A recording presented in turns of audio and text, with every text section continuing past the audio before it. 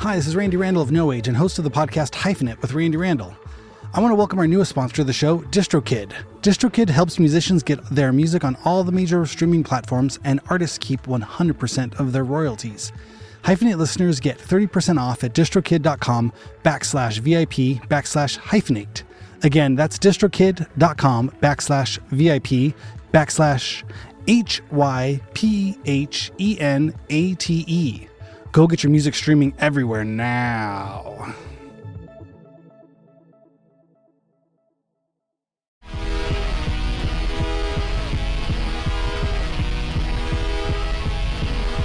What's happening? Welcome to Hyphenate Halftime with me, your host, Randy Randall. I am joined, as always, by my fearless co-host, Mr. Aaron Farley. How you doing today, Mr. Aaron Farley?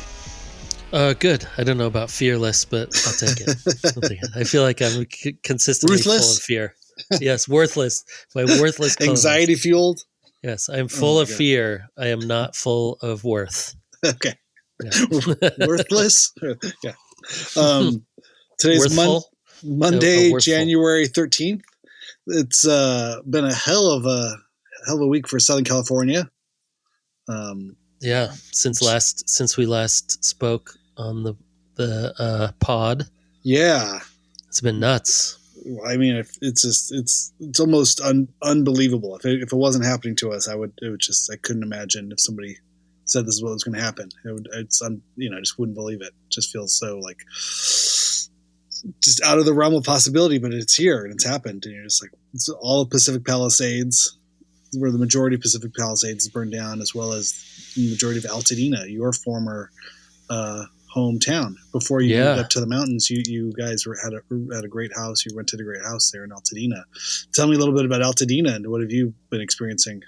Oh man, I mean, so Altadena is the town that we moved into a house in 2019. No, earlier than that, 2017.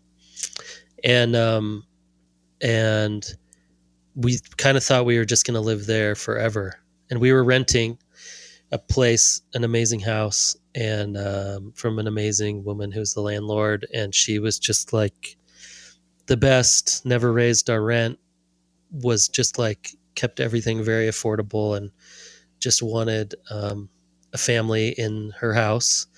And we ended up meeting, like so many of our neighbors that we met are now great friends. And yeah, that whole neighborhood is gone. Our old house is gone. Wow. Our neighbors across the street, who are still kind of our best friends, our kids are the same age, talk all the time. They lost their house. And I mean, I obviously haven't been back because, most people can't. I don't think can't go back. Yeah, most people can't go back. I think there's specific, if you have, your address on your driver's license or anything. I have seen footage of people going back or photos and stuff. You have to meet at the Rose Bowl, and then you'll get a police escort to your house, and they'll wait for you to grab your whatever you need out of the house, and then return. But I think it's a lot of, not just it's a police state thing, but I think it's a lot of just safety. I think there's a lot of debris, there's ash, there's gas lines are still there. I just think it's really unsafe to be back there now. I know. I've heard a lot of the gas lines are still either open or they got so destroyed that the gas just hadn't gotten shut off yet. Lots of little blue flames, I guess, for where houses were, where the gas line still is burning. Crazy. I can imagine. And also it's just absolutely horrible air to breathe because, what people were bringing up, that even with the Palisades, that a lot of the houses were built in the 60s through the 80s. And it's just asbestos and just horrible. Like the houses are just made out of a lot of lead and asbestos. Wasn't environmentally or isn't environmentally friendly. Yeah. And so like if you're normally, taking down a house to rebuild a new one, you have to have special crews come and mitigate dust and debris and but with everything. proper So breathers and hazmat suits and everything else, you had to get right, rid of this material, and now it's just been burned and up in the atmosphere for on the thousands. And yeah. so for one house, it's a huge deal to get rid of a lot of the stuff, but now for thousands of houses to just be up in the air and Well, out in the environment breathing in, it's well, not and good. now too that I think that if you have a big fire, usually it's a couple houses, or even if you have a house fire and it spreads or something, and it's a couple houses, and this is Yeah. like hundreds, hundreds of houses in the same place, and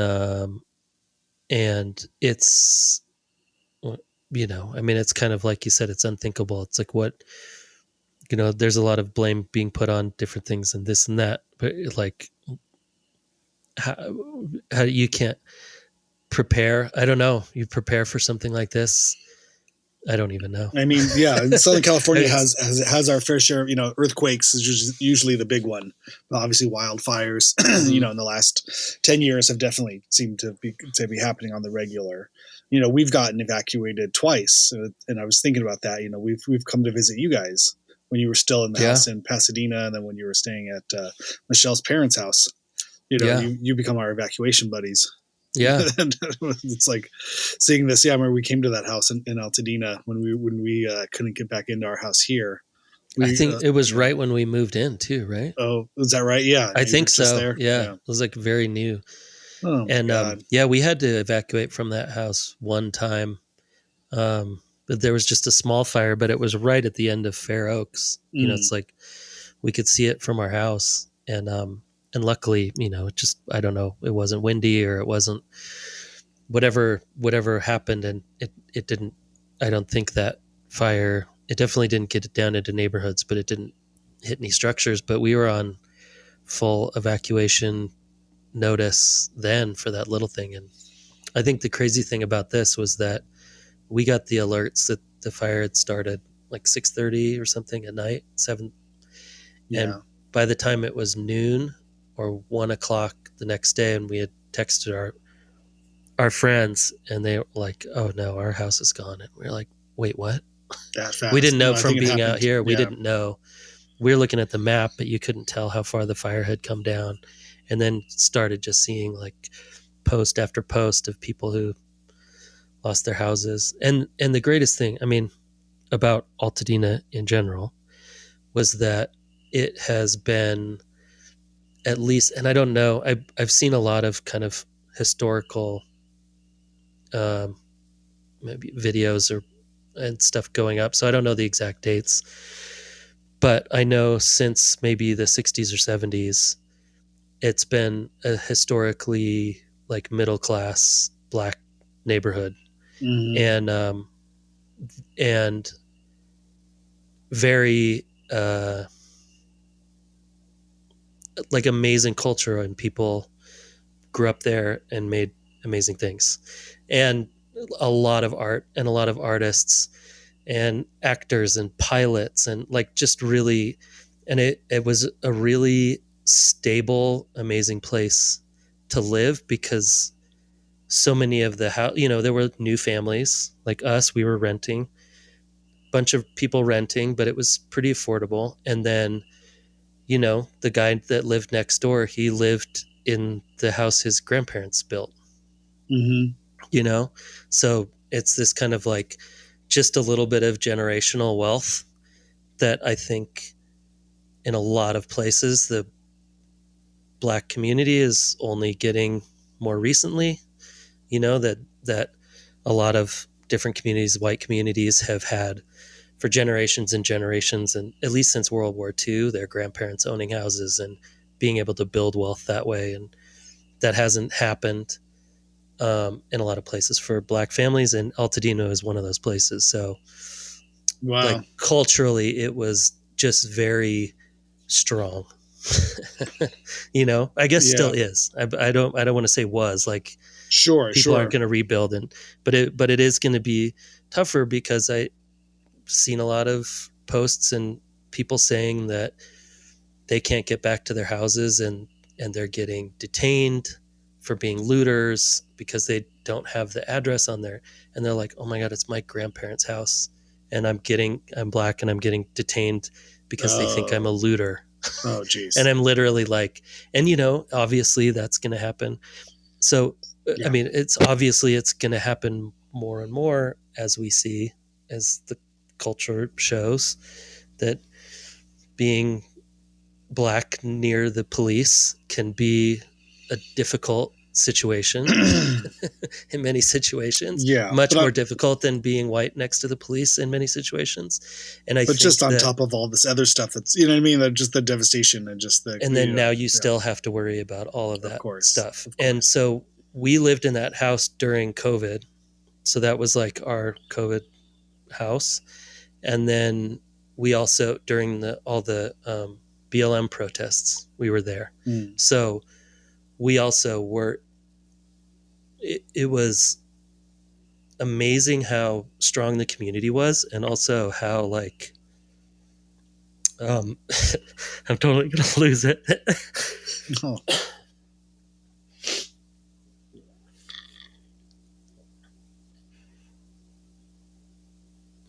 How much even us as white neighbors were brought into that fold by the whole community,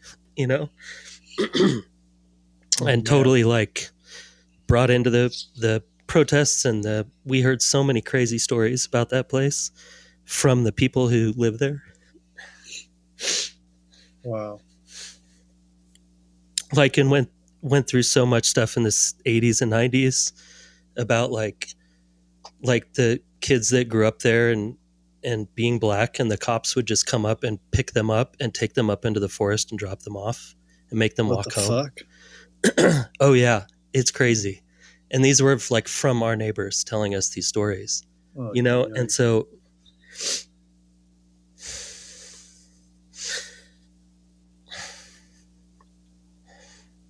for that community to have to go through this, to where like maybe generationally you're finally like on your feet, or there's things that got passed down to you and you're like, it's solid, and then to get it all wiped away is just crazy. Out of so many places in LA that this could happen to, it's probably one of the strongest communities, but also like,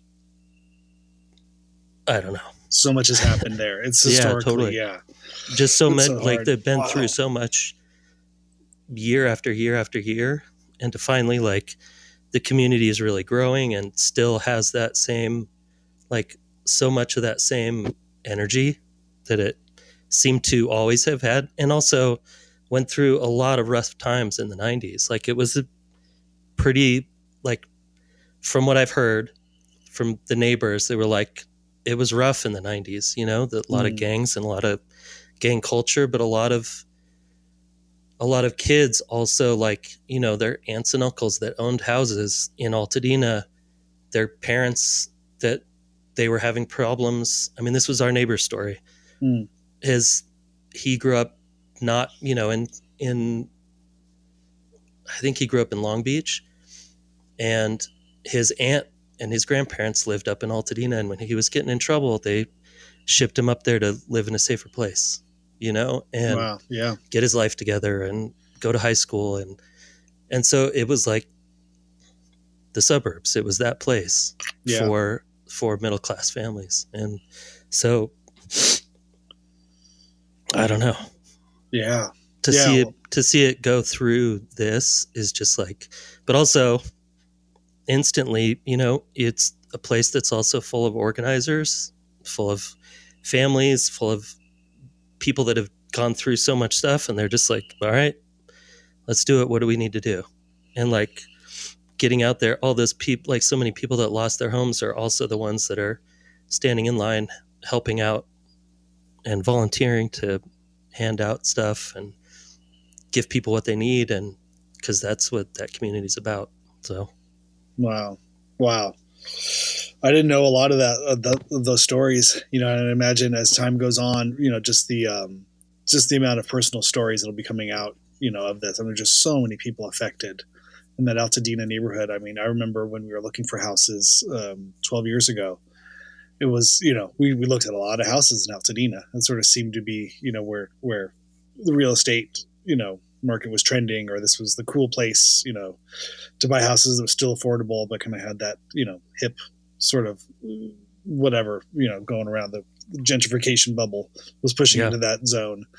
And we looked at a lot of places, and it was fun. It was gorgeous. It was one that, inspired us, like, oh, this is fun. But ultimately we still couldn't afford what they, what we were seeing, but it's part of that foothill community. And we ended up, another 20 minutes down the road in their own little weird pocket of the foothills that was a little bit more affordable.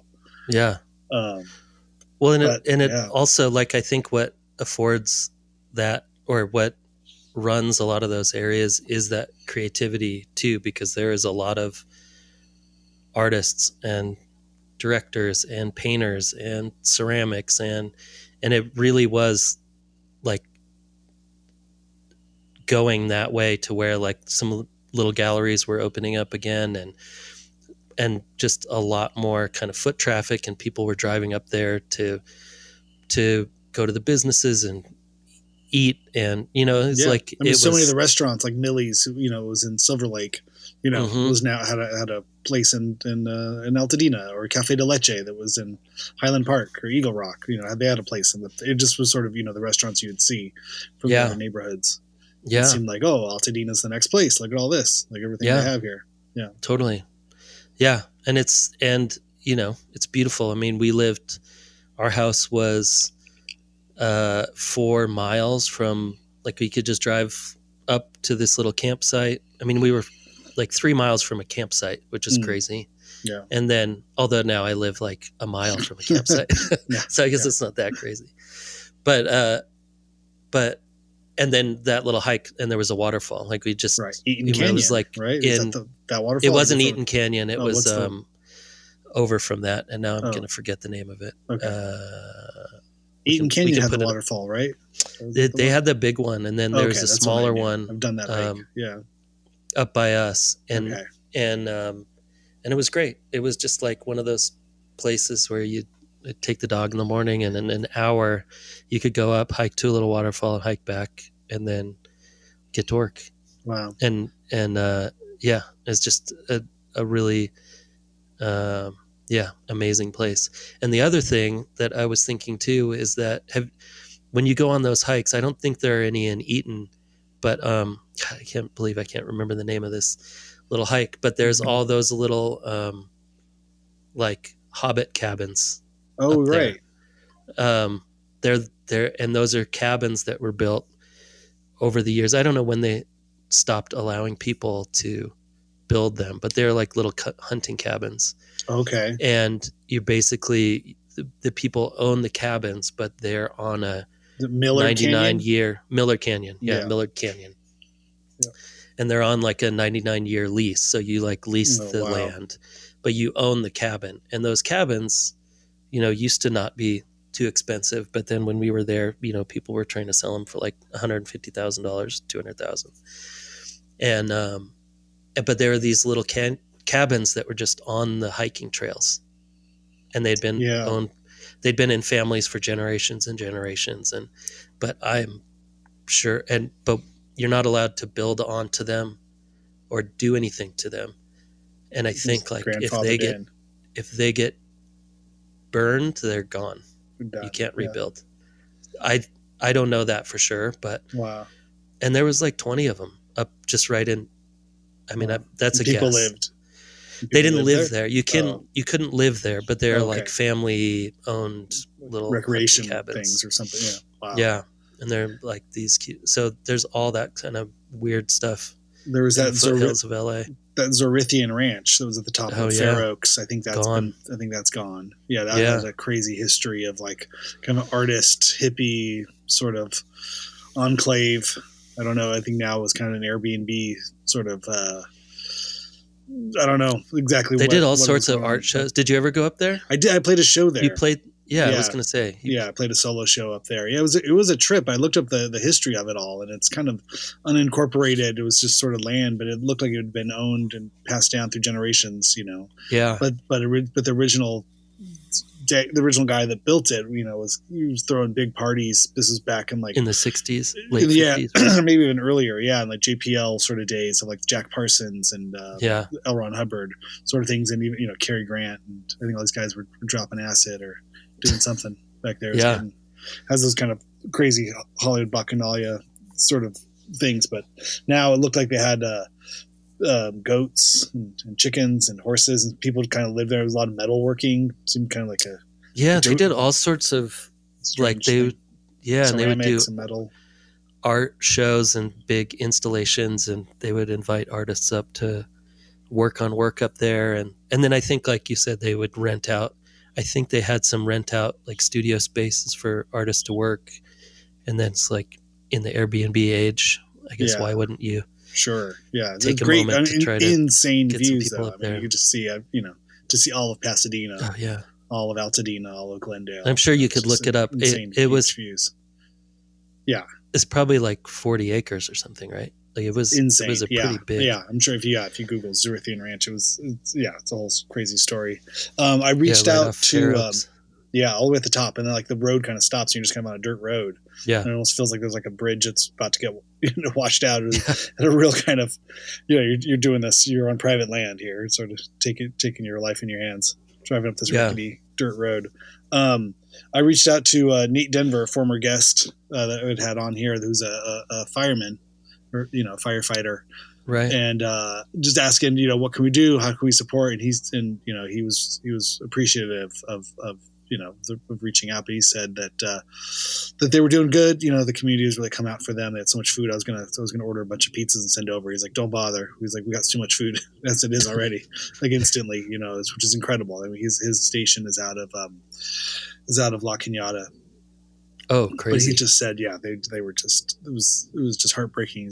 But he did say there was a Girl Scout camp in Altadena that his station was able to save, and number of houses, that they were able to save. But not enough, but just can't do everything. But he was, he was really proud of the work that he and his station and his crew were able to do. But really, just insurmountable odds, to really just get on top of all of it. Yeah, and it's when incredible. when I saw the footage of like the wind just blowing the burned palm fronds, it's like a rain of ash just going down the road. Yeah, and just sparks. Each one of those embers could take a house down. You just see hundreds of them, hundreds a second, just being spread everywhere. Yeah, and hitting and just seeing it hit a house, and within like a minute, the house is on fire, and going, oh my god!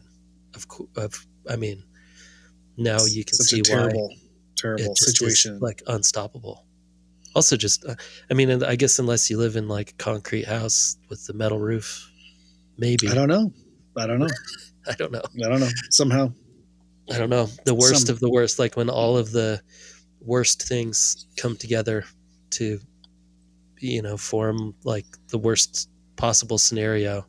I think that's what happened this week. Totally. And I'm sure more information will come out as the days turn into weeks and months and years, but I just really do feel like, it's going to be kind of one of those watershed moments, or one of those kind of, scars in the timeline of so many people in our community. I mean, I've Kate Hall, the drummer from Mika Miko, and fine artist in her own right, kind of,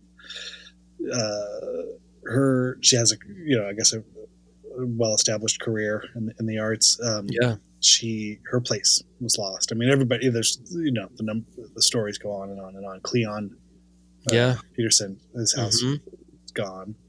Yeah. Mark Whalen. Artist.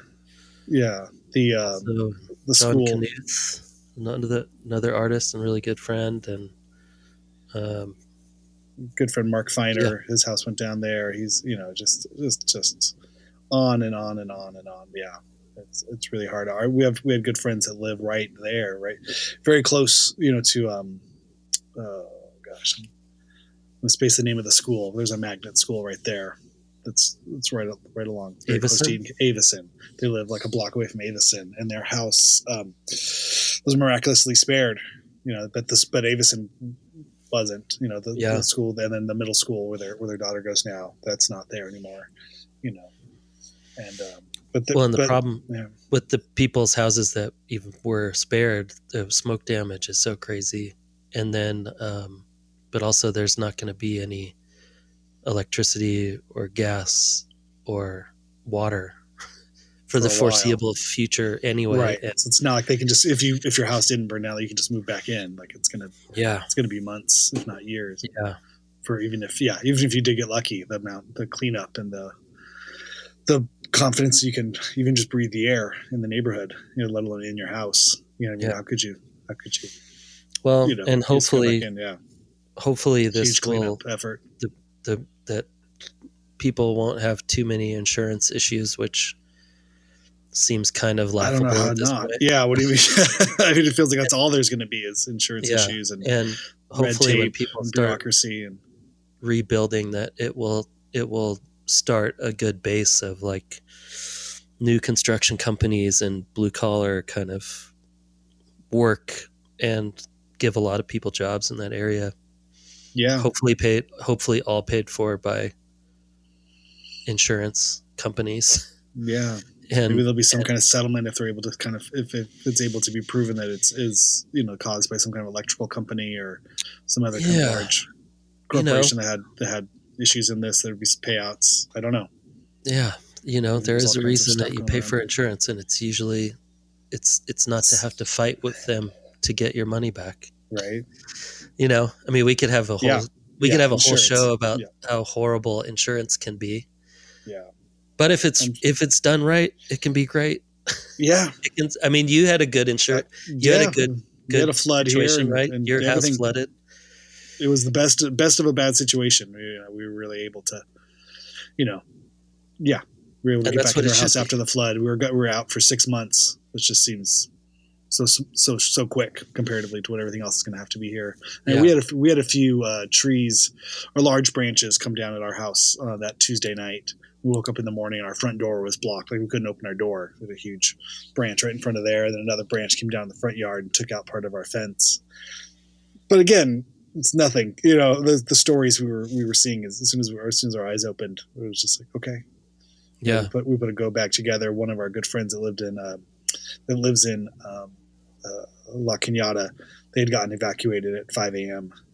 and they were just out in the middle of a baseball field. And so we had them over that first morning. We're just like, okay, just come over. If you guys, we woke up at 6, 5:30, 6 o'clock, and they're just trying to make sense of what was going on. And, Shan said, yeah, these are, our friends with the dogs, their 2 kids, their dog, 2 cats are just in the middle of a baseball field. They had to evacuate. I'm like, oh, we'll come over, and we got food, and we figured out the kids weren't going to, the schools were all closed. So we just were trying to piece together what was happening. We all kind of were watching the news together and just trying to have something of normal for their life and to understand, like, is their house going, just was unclear how far reaching it all was, and that's just kind of, I feel like every day, we've had several fires pop up around us too. At one point, I think we had fires within, 10 miles on all 4 sides of us. In our little section there. So we had our go box, put a couple bins together of just stuff we could take, if we had to go, and just the kids, try not to worry them too much, but at the same time, let them know, like, okay, if we had to leave right now, what would you guys want to pick? And right, our older son grabbed about 7 or 8 of his favorite Funko Pops and put them into a bag. I was like, well, I don't know if we really need those, but I was like, at the same time, if that's what makes you feel good, if that's okay, sure. That's it, Dad. This is the only important thing. We got room in the car if you need them. Yeah. But it's just outrageous, just horrible. Just watch it, and then we have to, just stop watching the news for periods of time. Which I'm sure everybody around Southern California and all over the world, is seeing what's happening.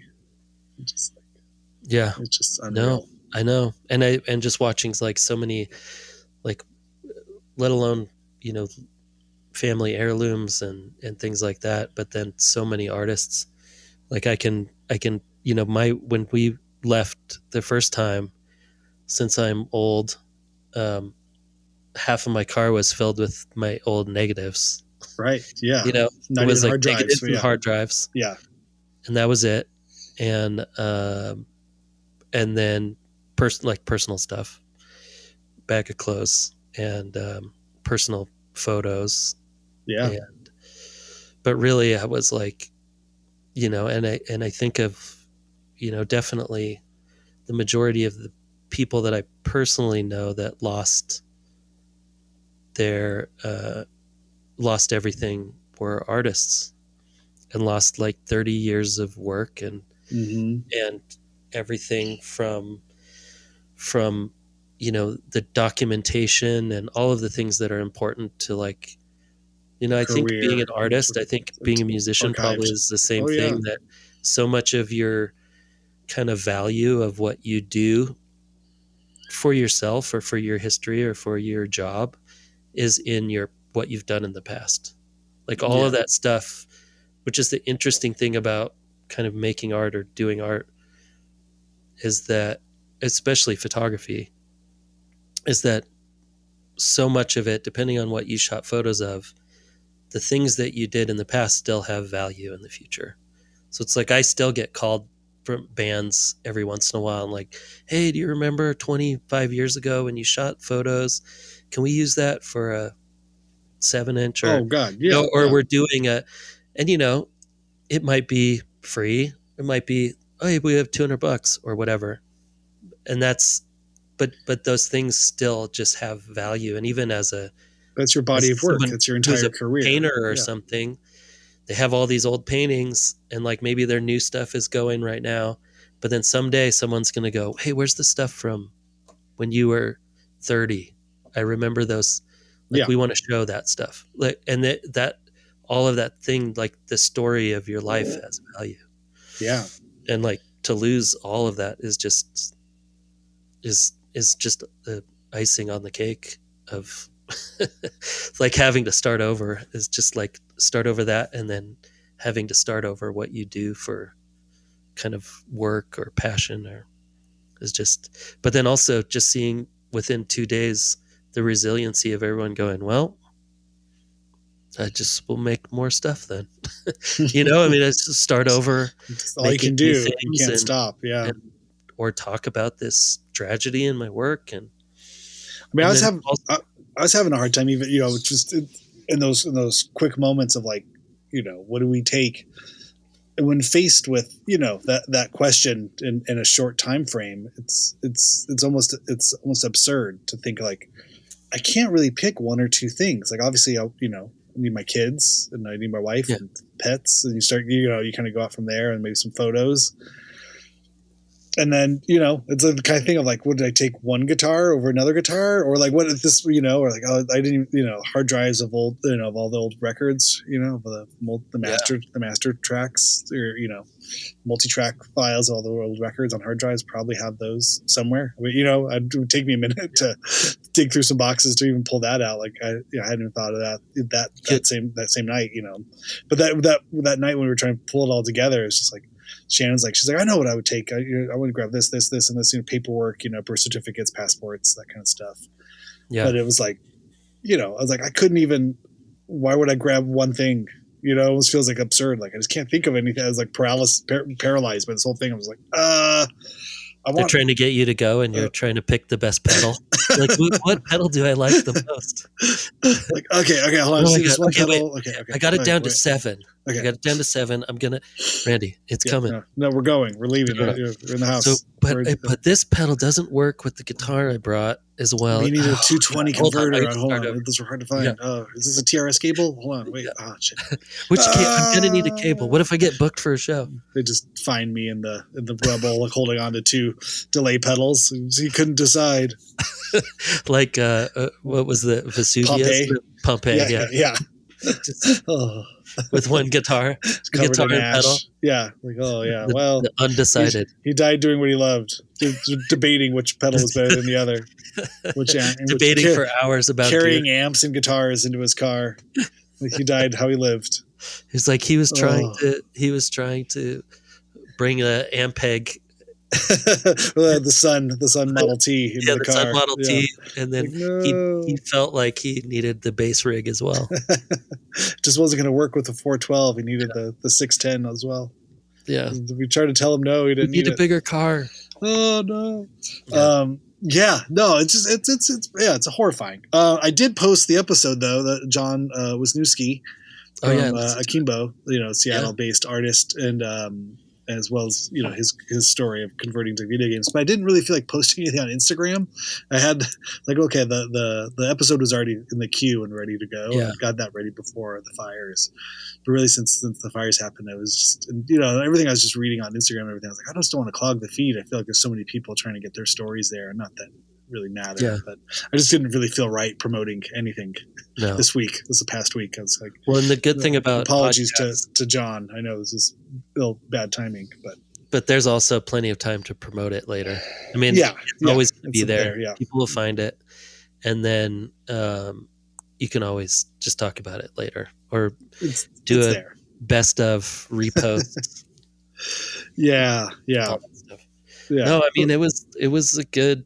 It was actually good to take my mind off of doom scrolling and trying to and sitting up here with kind of like paralysis of not knowing what to do, because the other problem was that it's like I would love to go help. I don't know what to do. I also don't want to, but also you don't want to be a vulture or get in the way or being fire zone. Right. And we only have one way out, and we're under like a red flag warning. So if I'm not here, and God forbid something happens, you have to race back found up. out about the Altadena fire, and they were out. They were just not at their house, and by the time they got to their house, the fire was at their back door. It was like so quick, and so there was that thing where we were sitting at home going like, do we leave and do anything, or we just stay? Feel like you just can't move. And then on Wednesday they shut our power off, and so we didn't have power Wednesday, Thursday, or we got it back Friday afternoon, I think. So for 2.5 days we didn't have power, and then they were running out of gas up on the mountain, and so we had to sit in line for gas, and so it was that like, okay, I guess we're just kind of stay put down and waiting for something, hopefully something not to happen. That's kind of what we were doing. Yeah, we just sort of stayed here. Yeah, try to stay informed, but also try to keep the kids, engaged, entertained, or not worried. Yeah, and try to post stuff for people to repost and help, and I don't know. Yeah, it's a little bit of a yeah, I don't know. Those situations, I don't think it's hard to go through when you're like, when you don't know what to do. It can be a little paralyzing. Yeah, no, I just kept thinking too, like I just wanted to be sensitive to everything everyone else was going through in the community. I was like, I don't really have much to add to this. I feel very like almost guilty that, everything was okay. We were doing okay where we were, but it felt like at any minute, the wind could blow one way or the other. And it's, it still can, unfortunately. Things could, right. Exactly. That's for now. That's kind of how it works. But yeah, I know I'm getting all sorts of alerts for tomorrow, because I start back at school tomorrow, and and they just sent out an alert that was like, we're looking for like they may cut the power tomorrow. Oh no. In LA County or in different places, but we have generators, so we can still be up. And I'm like, oh, this is first day back. Well, I'm sure the kids will be aware of it, and just eats up a big part of everyone's psyche, even when you're trying to go about your other life. I think I was doing lots of other little things, and it's a loud thing in the back of your head. Just everyone in Southern California right now, I think, is going through it. Yeah. And luckily kids are very kind of resilient and are able to, I don't want to say they're able to get through stuff, but they are like, I don't know. They're used to change. I don't know. Their brains it's been a hell of a last 5 years through their COVID. Their brains are kind of wired for just craziness and having to get through stuff, I guess. I don't know, but they seem to always be, even our kids, they're a little older and will be freaking out. And they're like, you guys, it's okay.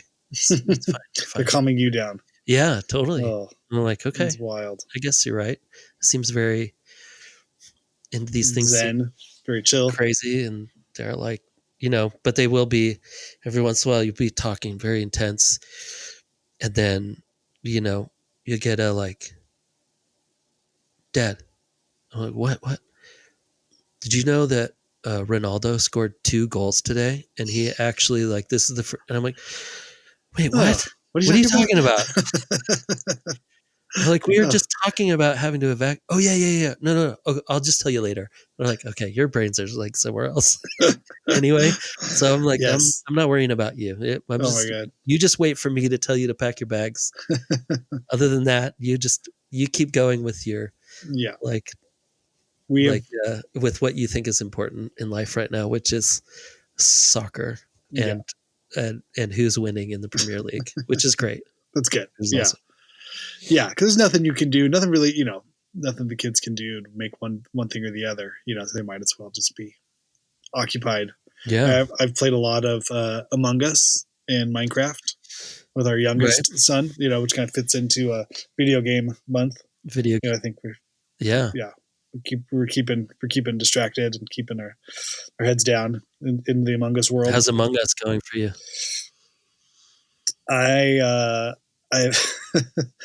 Well, our son's 5, and so he doesn't like it when I'm the imposter. Okay. He wants to like just take. We have to like swap iPads so he can be the imposter. He doesn't like when I'm the imposter. We've had to come to an understanding. If I'm the imposter, I can't kill him. So like that's the whole game. What do you mean? Or if he finds out I'm the imposter, then he wants to report me immediately. I was like, but you're cheating because you looked over at my screen. So I can't really That's win. So you're playing video games, but also it has a real life component to it. But he's cheating and he's mad at me for trying to play the game. And you have to allow him to cheat. Yes. In lieu of the lesson. Yeah. He's not ready for the lessons of like learning, fair play and how to lose gracefully. No. How to lose gracefully. Yeah, it's not the age to learn how to lose gracefully. He can do that with the soccer team. I've noticed. Yeah, both of our sons. I think soccer was a good lesson in that of how when your team doesn't win, everybody else on the team is still like, all right, where's our goodie bags? Do we get orange slices or do we get granola bars? They were both. I think they both did not like it at first. But losing as a team, I think, is a really great lesson. It's been good for our kids. So they needed that. They needed to see that because I think they didn't want to be the ones start crying or fall on the ground or kick rocks. It's like, oh no, it's fine. And he's like, you guys played a good game. Like, yeah, whatever. We'll see. See you. That's definitely what the snacks are for because the kids get more motivated. Excited for the snacks than they're like, what was the score? And they're like, what score? Like, you guys just played a game. Oh, I got chocolate. I got a ding dong in my bag. Yeah. I remember when it just used to be orange slices. That was it, right? Man, slices now they're so complicated. Yeah. And then you got to have a brother bag or a sibling bag. You got to bring 2 bags for each kid. Totally. I'm like, I just spent $70 at Smart and Final, Super King or Smart and Final or whatever.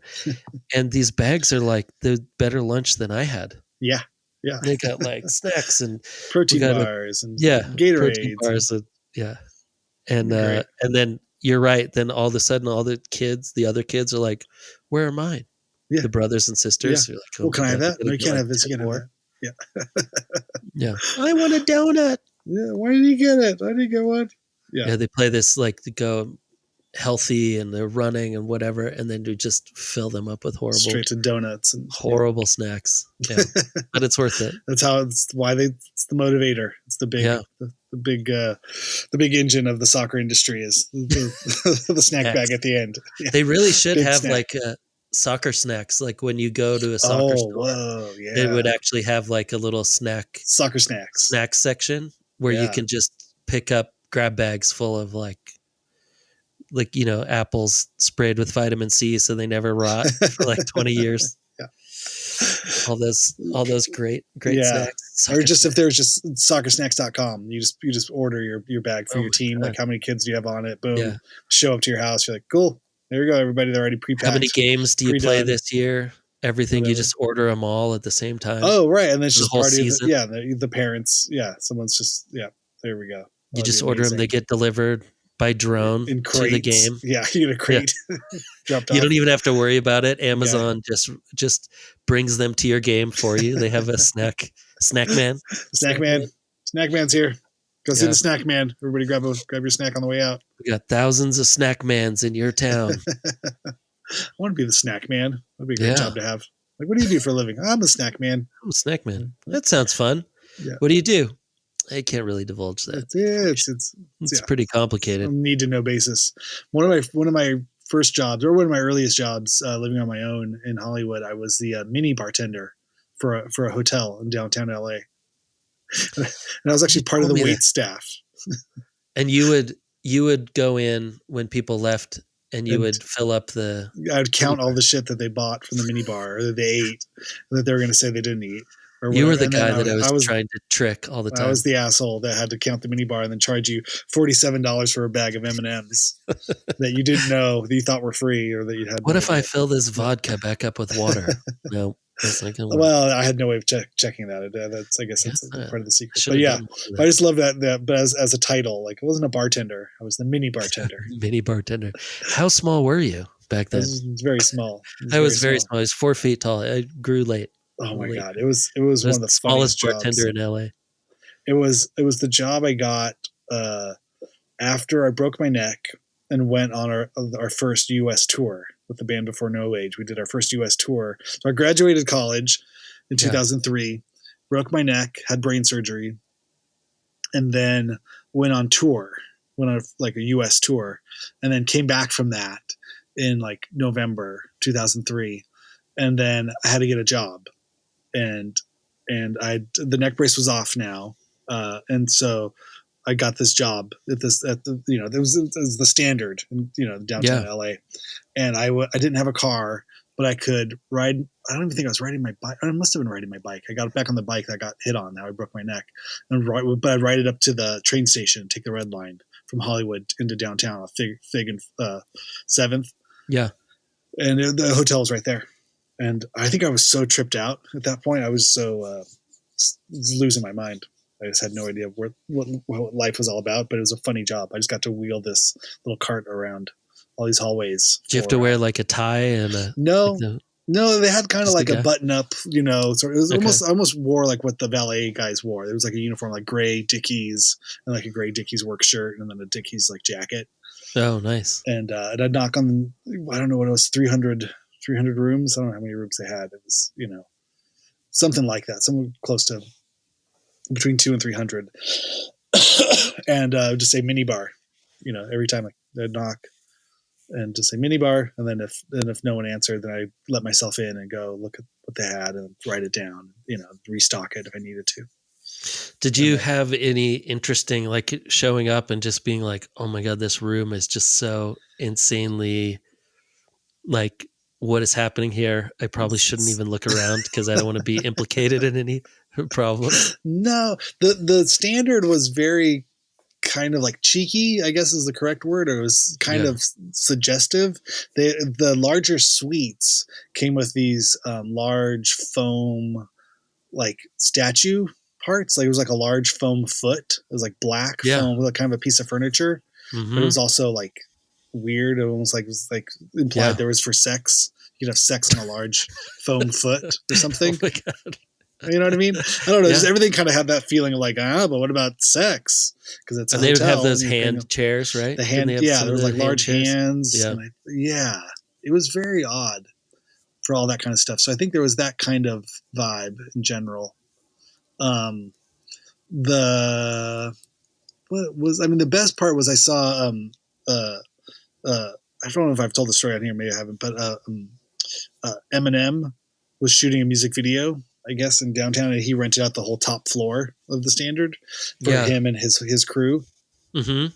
And in his room, instead of having the minibar, we had to take out the whole minibar and but leave the fridge and just stock it with orange soda and Nestle iced tea, like the cans of Nestle iced tea and orange soda. God. That's it. That's all he wanted.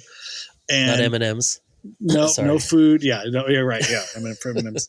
But so I just went to like the Rite Aid across the street and bought like 2 12 packs, and then and I don't know what they charge. I probably spent Yeah. $10 at the time. $5 for each of them, and Yeah. they probably charged them $100 $5 a can. for a custom for whatever his custom thing he wanted. So I just had to keep those stocked. Just had to make sure the fridge is full of those, and that was strange. But I would go in there, and I think he had like foil all over the windows. Like the windows were all blacked out, or he had somebody do it, I would assume. Yeah. And then he had like 14 of the same tracksuits, which might have just been wardrobe for the thing, or that's just what he wore. All like the same like red tracksuits. And then he had a bulletproof vest like over like the back of a chair, like hang like a jacket on the back of the chair as a bulletproof vest. So I never saw him. So I was there in the morning. I would I'd go in the morning, work from whatever 9 to 5. But it was so strange. I love that. That was a weird. I love that LA jobs. Yeah. I once folded boxes for a jewelry boxes. And we get Small paid. ones? Yeah, we got paid 25 cents a box, and we get like a little mini pallet. I would say a pallet, but it would be like if a pallet was like the size of your computer, and like you'd get like a pallet, like mini. A stack. You're a mini box folder, like a mini bartender, yes, a mini box. Yeah, mini box folder. And we'd sit there at this big table, and there were like 10 of us, and we'd just get one, and you click, click, click, click, click, click. And you'd make these little jewelry boxes. And then sometimes if the jewelry, if it was for like a necklace or something, we'd get bigger jewelry boxes. And then those ones you'd get paid 50 cents a box to fold. Like it was harder to fold a bigger box than it was. I guess. It's the same. Yeah, it's the same. But it wasn't, but then you'd get paid more. Yeah. So then it was good. Like you'd get in there on like big box day and you're like, yes. I'm going to walk out of here with like $90 instead of 45 or whatever. Oh, heartbreaking. And, but the interesting thing, this also has a rap component to it, that, it's one of those jobs. And I think that this LA kind of thrives on these part-time, like full-time, part-time jobs. So like full-time job for like 2 weeks. Yeah. And then you're done for like a week. And so there were like rappers that were also who come in and work to this job. And I had like a friend of mine had got me into the job and was like, oh, you should do this for like a week. It's a good way to get a couple $100. Yeah. And, but it was in the middle of Beverly Hills too. So you'd have to take a bus to take the bus all the way into Beverly Hills. And then I'd skate from the bus to this place that looked like a really fancy place, but you opened it and it was just like a warehouse, but in the middle of these stores. And they sold just cheap. It was like cheap mail order jewelry. Oh, wild. But they had an expensive address. So you're buying it from Beverly Hills. The address was from Beverly Hills. Jewelry. Yeah, exactly. Yeah. And and I wish I remembered these guys' names. I can't remember, but one of them was like the manager. And then like 3 of them were rappers. And one of them had like been on, one song on a Death Row compilation. And, they all had like, they were just features. Working. They were working rappers. They were just like, I got a show tonight. I'm opening up for so-and-so. But then their manager had gotten them this job so that, and he kind of ran it. Oh, funny. He was kind of the manager of the thing, but then, so he could pay his guys so they could have money to just walking around money and like money for rent and whatever. And then they would go off and they were trying to record and they're trying to get recording, day rate money to go in and record. And it was fascinating, but it was one of those, it was like 2001 maybe. And so it was at the height, I guess this brings up Eminem. It was at the height of Eminem or the rise of Eminem. And so we'd start talking about, they'd start talking about music and I'd be like, oh yeah, I listen to rap. And I'm like, oh, what do you think of Eminem? This first question. And I'm like, okay, we can go on this. But then at that point, I really kind of liked weird, like super underground I don't know, underground Anti-con hip hop and backpack. exactly Yeah. Anti-con, and then I know what and you're talking then about. I know how old Mos you are. I Def. know what you're talking about. Yeah, right. And like I had a backpack and skateboards and used to put beers in the backpack Yeah. and whatever. I'm definitely that generation. And so I would bring in like Anticon and stuff, and they were like, "What is this?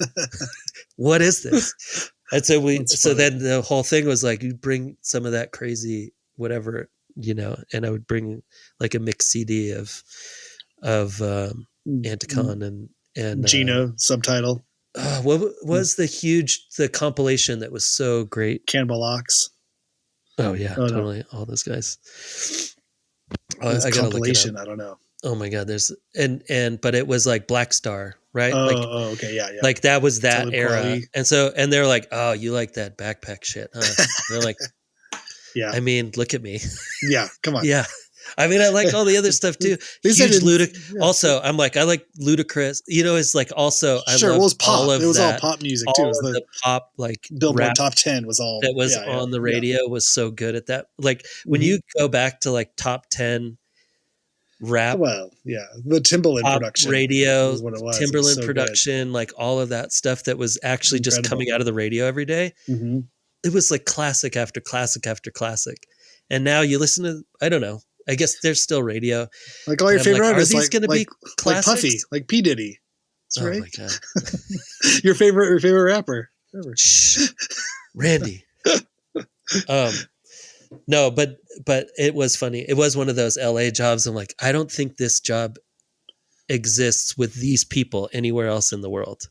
Oh yeah. This is like a very like entertainment industry people that like pop in for a couple weeks, get a little bit of money, and then go do whatever they need to do. I mean, the weird jewelry thing was probably a weird hustle scam that probably didn't last for much longer than 6 months anyway. Like that whole thing probably, popped up and got shut down, and then I was there for a couple weeks, or no, a couple months maybe. I don't know, but who knows? I probably did. I mean? Like probably went in there like 10 or 15 times. Everything was so transient, or everything, in that kind of world. It's just like, oh yeah, it's here, whatever that guy. No one's seen him. Yeah, we don't know. Like, okay. Wait, you're offering me $75 for the day? Okay. Sounds easier than being a PA, which back then the PA rate was $75 for the day. Oh my God. Yeah. And we would work on and that's a 10-hour day on like a music video, which is just brutal. Yeah. It's like you're carrying, like you're watching people almost drowned in the ocean because there's no safety person. It's just it's the craziest stuff. I know, like, so gnarly. You just walk away, like literally just write you a check that day, $75. Sounds good, boss. Nope. 10 hours. Okay. Don't call me, we'll call you. Oh my God. Yeah. I was on the Aerosmith video that was for the Crying, I think is the name of the song. Like Cry. That's huge.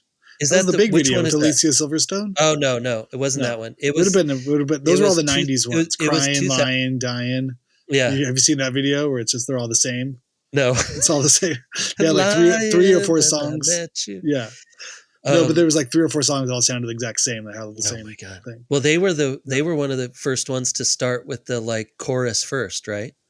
Ooh. Well, by that point in the Aerosmith career, those were all songwriters. Like those guys weren't even writing songs; they were just hiring whatever pop songwriters they had. Like the '90s, right? Like when they got big again.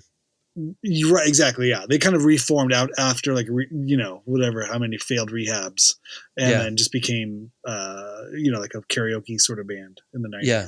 Which they didn't sell it as that, but now in hindsight we can see it. What was that? It was Diane Warren, or who was the songwriter? I Don't Want to Miss a Thing. It was I don't want to miss a thing. Oh, close my eyes for you. Classic. But those stories come out now that she got that from Josh Brolin's father, who's the Brolin, James Brolin, who's married to Barbra Streisand. Like he said that word, that he doesn't want to close his eyes when he goes to bed because he doesn't want to miss a thing of being married to Barbra Streisand. And the songwriter woman heard that and was like, "That's a good lyric. That's a good song." And she wrote that. And I think Aerosmith covered that or did that song. But Barbra Streisand is Josh Brolin's stepmom? Yeah, exactly. You didn't know this? You know that No, I story? didn't know that. Oh yeah, it's great. Yeah, I knew he was in Thrashin'. He has a book which out is amazing. now. Oh yeah, of course, yeah. He has a book out that's kind of like poetry, memoir, sort of Oh, Bukowski-esque okay. sort of things. It just And I saw that he was being interviewed he's been recently. promoting it a bunch. Yeah. Yeah. He talks all about it. Yeah. He was I from listened the to a little streets. bit of one of the interviews, and I'm like, you're too good at He knows being the the story. guy. Yeah. I can't do He's that. good at being himself. Or just being like the guy that the person wants to talk to, Right. who he's talking to. Like, oh, you're the guy. Okay. This is why you're real good at what you do. He's had a lot You of walk practice in, you're at like, it. oh, I know what guy you guys want to see. Who you guys Here looking I to talk am. to today? Yeah. Yeah. Oh man.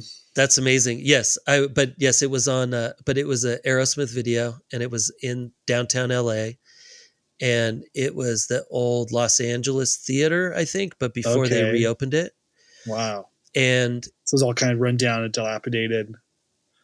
That's crazy. and it was they got a bunch of Cirque du Soleil actors, Whoa. and so you walk in, Find that. and it's literally like people flipping. They're up on the. And there's elephants, like there's a baby elephant and a baby giraffe. Is I it actually have a hole in my soul. maybe. I don't know. Mila Kunis was the main character in it. Oh, okay. Let's find that. And then at that point, there was no cell phone cameras. There were cell phones, but flip phones, no cameras. So nobody took pictures of anything really. He was jaded. Maybe Jaded. Is the song. That's what it was. Jaded. Okay. So nobody had cameras or anything. So I just brought my point and shoot, like little camera with me, and then our good friend Jeremy Weiss was actually an extra in that video because he was getting extra work at that time. And he's got like he's in the crowd, and he's got like makeup on, and he's got his hair slicked back and stuff. It's great. Way. And so before your other good friend would go on to marry Steven Tyler's daughter. No, not Steven Tyler's daughter, but the Alicia Silverstone. Oh right. Well, no, but what didn't somebody was with the Liv Tyler. Oh yes, I believe so. We can leave all that. Yeah, yeah. But anyway, that's funny. Wow, 2001. We actually have connections to both of those people. Everybody from the crying video. Yeah, that's amazing. So then I had my camera. So then I was just like, I would just take photos, and nobody said anything. And so I have photos of the elephant out on Los Angeles Street, that's like hilarious. outside the theater. I have to look at my roll because I bet I have photos of like of the band. Do you have any? No, them? We weren't really allowed. I never really even saw the band. Oh, okay. No, maybe I saw Steven Tyler, but they like this was like a 3-day setup, and they were shooting the acrobats and all this stuff, and then the band came in right at the end, and I think maybe we're there for a couple hours, but did the performance part. But it was amazing though, because we were just hanging out with the acrobats, and you're getting people water, and you're helping the lighting people, and you're just doing like grabbing stuff. But it was 3 18-hour days, and I think maybe we got insane overtime. Maybe I probably walked away with that job 3 18-hour days with like $350, maybe $400 total. Yeah. But that was also enough for me to pay rent for the whole month. Wow. At that point. So it's relative. Because I think my rent at that point was like $315, something like that, which was an astronomical amount. Because when I lived in Portland the year before, I was paying $185. Oh my God. Less than that for rent. $150, $160. Now you're living the big time. Big time, man. Yeah, fun times. We always end on Aerosmith, I think. all roads lead back to the Bad Boys of Boston.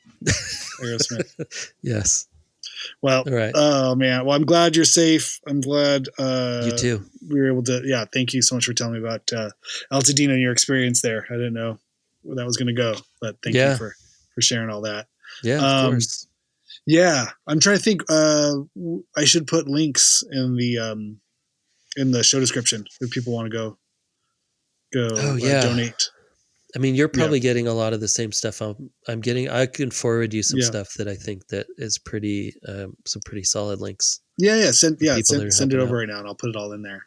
Okay. So I feel like there's a million things, and it's going to be a long, ongoing effort. I mean, this isn't just this weekend. I mean, this is the recovery and the rebuild, and the need of the communities is just going to go on for at least a year, if not more.